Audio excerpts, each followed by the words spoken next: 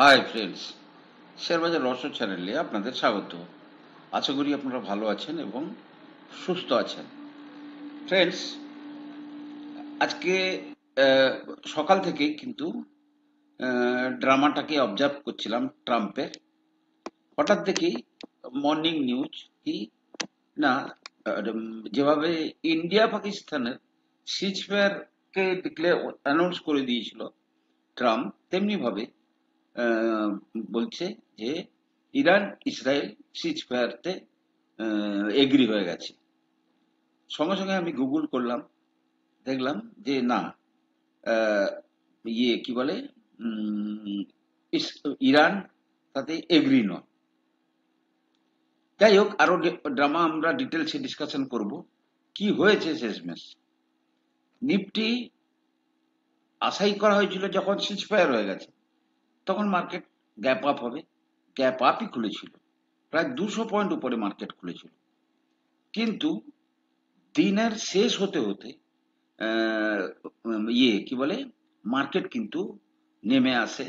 Market একটা টাইমে আজকের যে হাই, সেটা প্রায় 25,318 পর্যন্ত গেছিল। সেখান থেকে কিন্তু ম্যাক্সিমামটাই পড়ে গেছে, প্রায় 275 পয়েন্টের কাছাকাছি কিন্তু মার্কেট সেখান থেকে নিচে চলে এসেছে। 25,044, মাত্র 72 পয়েন্ট উপরে ক্লোজিং দিয়েছে। ব্যাংক নিফটি 56,462, 403 পয়েন্ট নিচে উপরে ক্লোজিং দিয়েছে। ডিআইআই 4,303 কোটি টাকার বাই করেছে, এফআইআই 2,973 কোটি টাকার সেল করেছে। এবারে মার্কেট ক্লোজ হতে হতে যেটা দেখা যায় যে ইরান কিন্তু গতকাল রাতে তেহরানে, খুব সম্ভবত তেহরান, আইদার তেহরান ওর কাতারে, ইউএস এর যে বেস আছে সেখানে প্রায় 13-14 খানা মিসাইল দেখেছে। সুতরাং মানে ওই ক্যালকুলেশনে যে যেহেতু ইউএস অ্যাটাক করেছিল ইরানে, ইরান অ্যাটাক করে দিয়েছে, সুতরাং ট্রাম্প একটা ইউনিলেটারালি কিন্তু একটা ডিসিশন অ্যানাউন্স করে দিয়েছে। See he is supreme man in the world, সুতরাং সে যা কিছু তাই করতে পারে। কিন্তু মার্কেট যখন চলছে, মার্কেটের শেষ পর্যন্ত দেখা যাচ্ছে যে ইরান ইসরায়েলের উপর আক্রমণ করছে, মানে যাকে বলা হয় সিজ ফায়ার ভায়োলেট করছে। আবার ইসরায়েলও ইরানের উপর আক্রমণ করছে। সুতরাং এখনো পর্যন্ত আহ, বিকেল পর্যন্ত তেমন কোনো ফাইনাল কনক্লুসিভ কোনো কিছু যুদ্ধের ব্যাপারে কোনো কিছু আসেনি। কিন্তু লাভ হয়েছে কি, মাঝখান থেকে ট্রাম্পের এই অ্যানাউন্সমেন্টের পরে ক্রুড কিন্তু ক্র্যাশ করে গেছে। যে ক্রুড 78 পর্যন্ত চলে গেছিল, সেই ক্রুড মানে 68-69-এ চলে এসেছে। সুতরাং এটা হচ্ছে আমাদের ইন্ডিয়ার মার্কেটের জন্য কিন্তু, মানে আমাদের জন্য, আমাদের অর্থনীতির জন্য কিন্তু যথেষ্ট ভালো। সুতরাং যদি ক্রুড যতদিন নিচে থাকবে ততদিন কিন্তু আমরা অত্যন্ত স্বস্তিতে থাকব। সুতরাং সিজ ফায়ার ড্রামা এখন আর কোন দিকে গড়াবে সেটা বোঝা মুশকিল। তবে এটা বোঝা যাচ্ছে যে আহ, ইরান বেশ কিছুটা উইক হয়ে পড়ছে, যেটা তার বডি ল্যাঙ্গুয়েজ দেখলে, যুদ্ধের প্যাটার্ন দেখলে বোঝা যাচ্ছে যে খুব সম্ভবত খুব তাড়াতাড়ি কি বলে, হয়তো সিজ ফায়ারের এগ্রিমেন্টে যেতে পারে।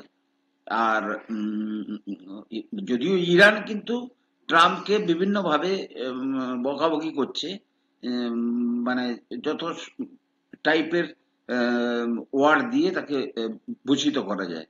যাই হোক, ট্রাম্প কিন্তু বলে যাচ্ছে যে হ্যাঁ, এখন সে বলছে ইসরায়েলের দোষ আছে, এ আছে, ও আছে, এরকম ভাবে জিনিসটাকে সে ম্যানেজ করার চেষ্টা করছে। ফ্রেন্ডস, দেখুন ডিফেন্স শেয়ারের উপর কিন্তু প্রচুর চলছে এখন। ডিফেন্স শেয়ারের অ্যাকুইজিশন বা অর্ডার এই সমস্ত চলছে। জেন টেকনোলজি শেয়ার রিসেন্টলি প্রায় টিসা এরোস্পেস বলে, জেন টেকনোলজি হচ্ছে বেসিক্যালি অ্যান্টি ড্রোন, মানে সফটওয়্যার তৈরি করার জন্য তারা খুব স্ট্রং। তাদের কাছে কিন্তু ড্রোন ম্যানুফ্যাকচারিং কিছু ছিল না।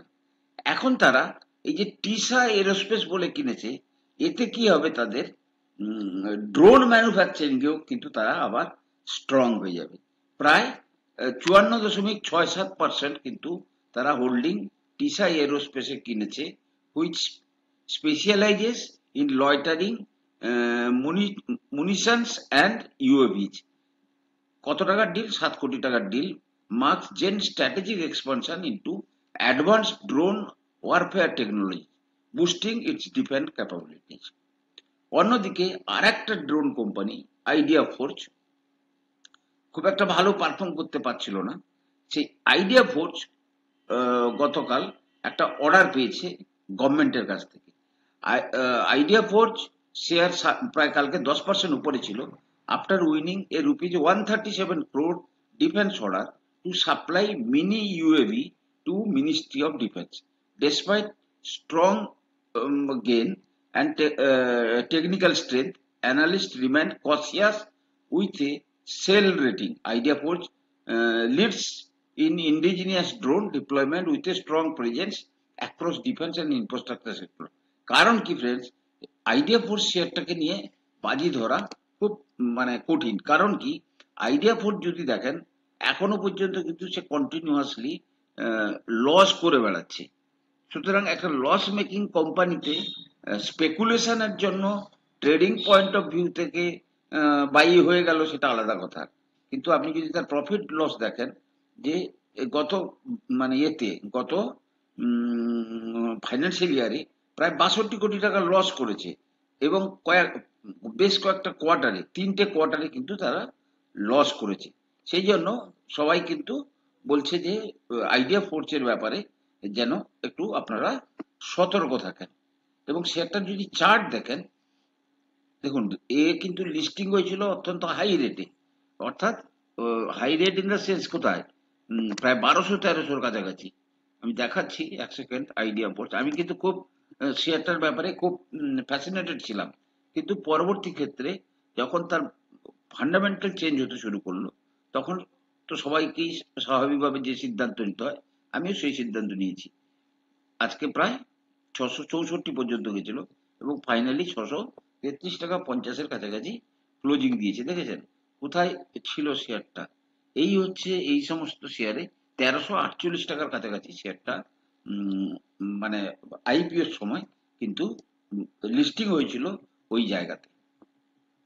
ফ্রেন্ডস, বায়োকন প্রায় 4,500 কোটি টাকা কিউআইপি, অর্থাৎ qualified institutional placement.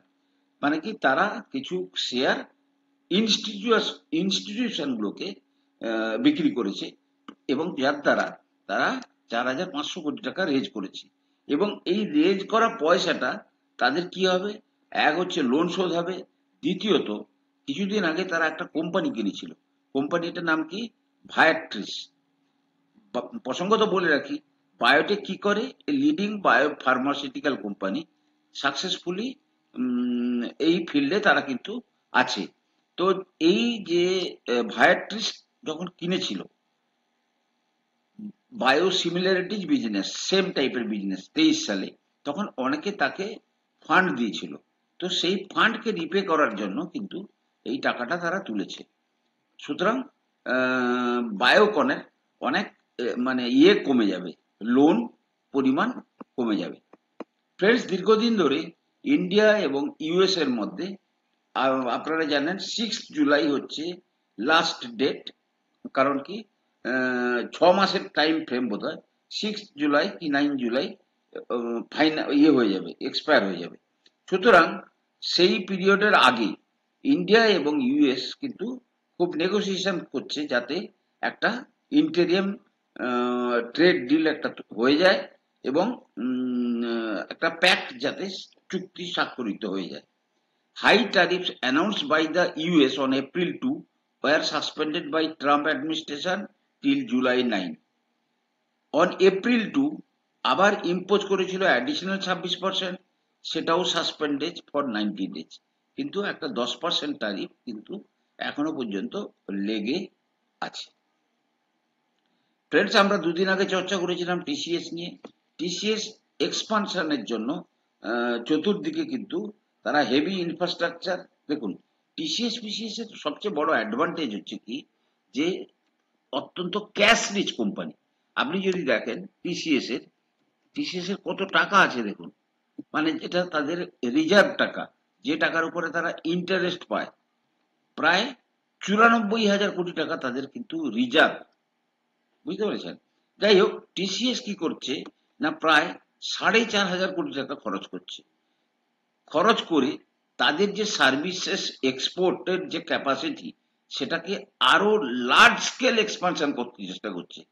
Investment will go into setting up new campus, leasing offices spaces, মানে যে অনেক অফিস থাকবে যেগুলো অনেকটা লিজে দেওয়া হবে, এবং building long term infrastructure in কি সিটিজ, কোথায় কোথায়? ব্যাঙ্গালুরু, কলকাতা, কোচি, হায়দ্রাবাদ, কোয়েম্বাটুর এবং বিশাখাপত্তনম। ঠিক আছে? Good news for TCS share holder.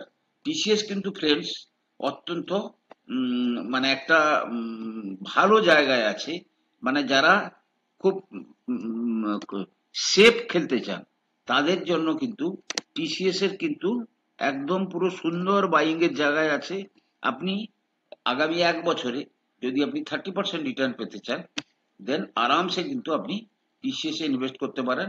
বর্তমান লেভেল থেকে সে কিন্তু আরামসে আপনাকে, ধরুন এখন 3400 চলছে, সে যদি তার প্রিভিয়াস হাইতে যায়, আর ফাইনাল আপনি কিন্তু 30% রিটার্ন আরামসে পেয়ে যাবেন। আর ভালো কিছু হলে তো ভালো, কিন্তু এটা হবেই, যেটা মানে সাধারণত মার্কেটের যে বিহেভিয়ার দেখে বোঝা যায়। ফ্রেন্ডস, জেফরিজ জেফরিজ কিন্তু তিনটে ডিফেন্স শেয়ারের উপরে আজকে তার দিয়েছে, রিপোর্ট দিয়েছে।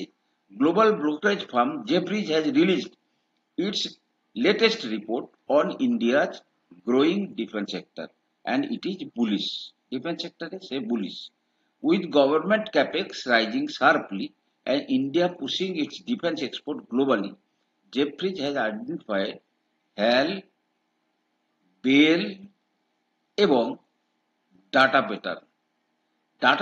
দেখুন, হ্যাল ঠিক আছে, বেল ঠিক আছে, এবং যদি আজকে হ্যাল কোনো কারণে নিচেও চলে আসে, বেল যদি নিচেও চলে আসে, কিন্তু আবার এরা উঠে যাবে এই কারণে এদের কাছে যে অর্ডার বুক আছে, আগামী 8-10 বছরের অর্ডার আছে, হিউজ অর্ডার বুক। কিন্তু ডাটা প্যাটার্ন শেয়ারটা অতটা স্যাঙ্গুইন ভাবে বলা যাচ্ছে না। কারণ কি, ডাটা প্যাটার্নের যে শেয়ারের বিহেভিয়ার, সেটা কিন্তু অতটা ভালো নয়। মানে তার যে টোটাল যে ইয়েটা চার্টে যেটা দেখা যাচ্ছে, যে তার বিহেভিয়ার কিন্তু খুব ভোলাটাইল। কিভাবে ভোলাটাইল? আপনি যদি দেখেন, এই কিছুদিন আগে শেয়ারটা কোথায় নেমে এসেছিল, শেয়ারটা দেখুন, রেঞ্জ দেখুন, 3600, এখানে প্রায় 3627, এবং নিচে যদি দেখেন আপনি 1361, মিনস 2/3 ইরোড করে গেছিল। আবার এখানে দেখুন, এখান থেকে আবার বেড়ে গেছে প্রায় 3300-র কাছাকাছি। সুতরাং মানে ডাটা প্যাটার্ন শেয়ারটা কিন্তু মার্কেট ক্যাপ কত, ডাটা প্যাটার্নের মার্কেট ক্যাপ,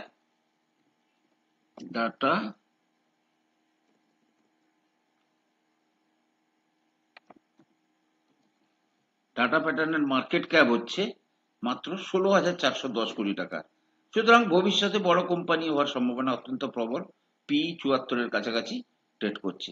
সুতরাং জেফরিজ এই তিনটে স্টকের উপরে bullish for future purpose. Friends, আজকে আমরা চর্চা করব অত্যন্ত ভালো একটা শেয়ার নিয়ে, কন্টেনার কর্পোরেশন। ঠিক আছে? কন্টেনার কর্পোরেশন ফ্রেন্ডস, এই শেয়ারটা আমি প্রথমে তার ফান্ডামেন্টালে যাব। ফান্ডামেন্টাল যদি আমরা দেখি, এই শেয়ারে আপনারা কেউ কিন্তু মানে লস করবেন না। মানে যদি কেউ এই শেয়ারে ইনভেস্ট করে, তাহলে কিন্তু লং টার্ম পোর্টফোলিওর জন্য এই শেয়ারটা কিন্তু অত্যন্ত ভালো শেয়ার।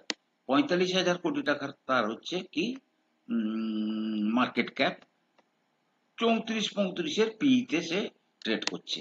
এবার যদি আমি তার ইয়ারলি টার্নওভার দেখি, ৮,৮৮৭ টাকার সেলস, এর আগের বছর ছিল ৮,৬৫৩ প্রফিট ১২৬২, ১২৯২। এবং যদি আমরা দেখি কোম্পানির রিজার্ভ প্রায় ১২,০৭৬। এবারে ইনভেস্টর যদি দেখি, প্রমোটার কত, ৫৪,৮০, এবং প্রমোটারকে president of India ministry of railways, মানে আমাদের সরকারি কোম্পানি। ঠিক আছে, এখানে এফআইআই 13%, ডিআইআই প্রায় 26% শেয়ার হোল্ড করে বসে আছে। এবারে দ্বিতীয়ত, শেয়ারটা বর্তমান তার যে হাই, এর আগের যে মানে হাই হয়েছিল, ফ্রেন্ডস দেখুন, গ্রোথ স্টোরিকে যদি বিশ্বাস করেন, তাহলে আমার অনুমান যে আমরা আগামী 4-5 বছরে যে গ্রোথ ফেজটা দেখতে পাবো শেয়ার মার্কেটের, সেটা হয়তো শেয়ার বাজারের আজ পর্যন্ত হিস্ট্রির মধ্যে সবচেয়ে ভালো একটা গ্রোথ আমরা দেখতে পারি। সুতরাং কিপ ফেথ অন শেয়ার বাজার অ্যান্ড ইনভেস্টেড থাকুন।